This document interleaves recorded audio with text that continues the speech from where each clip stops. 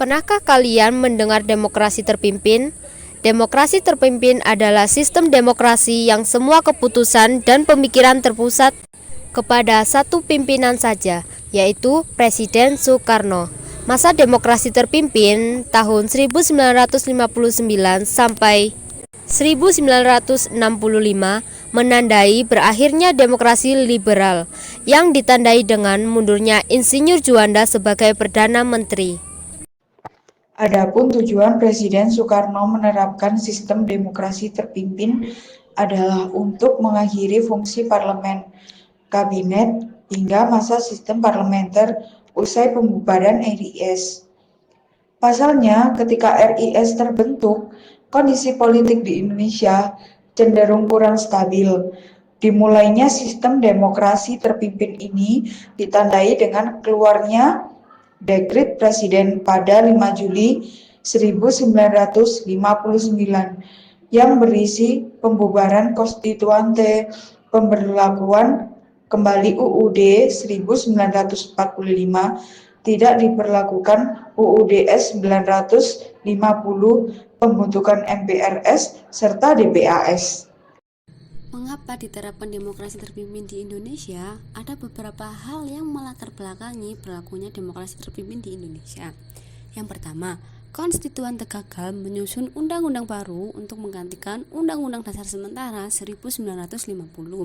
Yang kedua, terjadinya masalah keamanan nasional berupa gerakan separatisme di berbagai daerah. Dan yang ketiga, seringnya pergantian kabinet menyebabkan program-program ekonomi tidak dapat dijalankan secara utuh.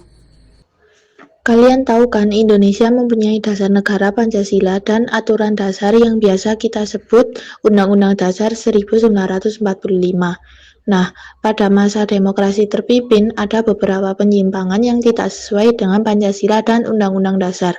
Berikut ini ada beberapa penyimpangan yang terjadi, antara lain: 1. Pembentukan MPRS atau Majelis Permusyawaratan Rakyat Sementara. Seharusnya anggota MPRS dipilih langsung oleh rakyat Indonesia dengan cara pemilu. Akan tetapi Presiden Soekarno malah menunjukkan secara langsung.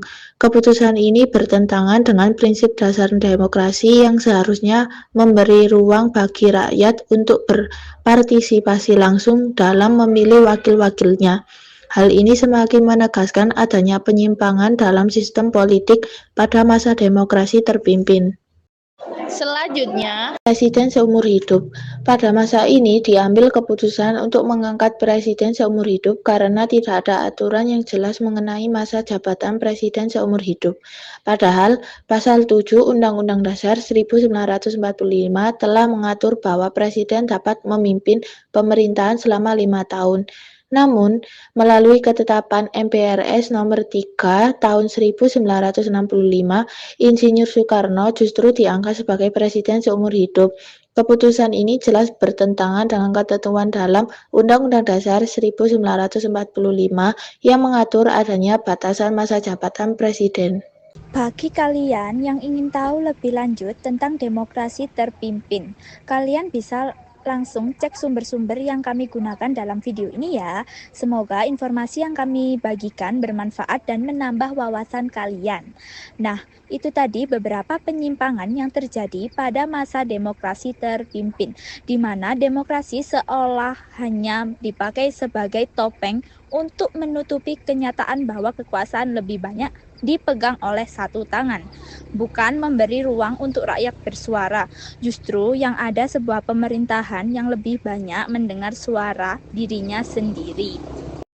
Sekian dari kelompok kami pamit undur diri. Wassalamualaikum warahmatullahi wabarakatuh.